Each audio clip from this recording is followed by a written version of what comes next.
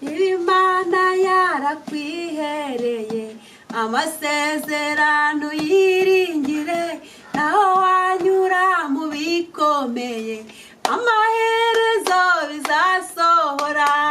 Imana yarakwihereye amasezerano yiringire, naho wanyura mu bikomeye amaherezo bizasohora.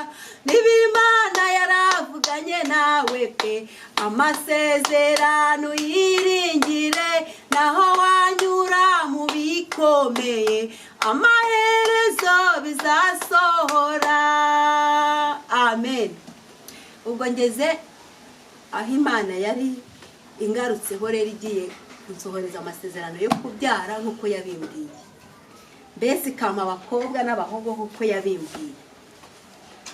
Ubwo imaze kungiza ibyo bintu mu gihe gito niho nahise nsama inda. Ntabwo nizeraga ko hari nshobora gusama inda nkatwita nkabyara. Namaze kuyisama rero igeze mu mezi 2, Imana irambwira ngo haguruka uve hano ugende. Nkibaza ahantu nzajya hakanyobera, biranyobera. Nkabwira Imana ese Mana kuntabarira hano mu rugo byarakunaniye, ukanabarira kuri uyu musozi. Imana irambwira ngo hungisha umwana na nyina kuko Herode ashaka kumwica. Ubwo rero nahise ngenda, biba ngombwa ko ngenda mva mu rugo. Nagiye mfite inda y'amezi 2, nagarutse mfite umwana w'umuhungu. Amen. Imana ishimwe, aho niho yatangiriye kungarukaho. Mbonye maze kubyara umwana w'umuhungu ndavuga nti burya Imana yaje rero. Imana yaje, numva kuba nongeye gukikira nyuma y'imyaka ingana kuri ya 12.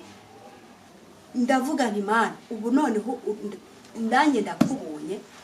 Ubwo rero Imana yarabikoze ndabyara. Mu gihe gito mba ntwaye n'indi nda, nabwo mbyara undi mwana w'umuhungu. Ubu mbese mfite abahungu 2.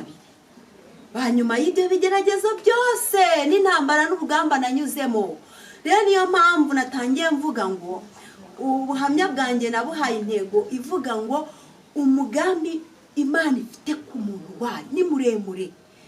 Ifite umugambi, mbese uko wabibona kose, uko wabona urugamba rukomeye kose, Imana nibigufiteho umugambi izakugirira neza. Nta kintu na kimwe cyakitambika mu mugambi w'Imana.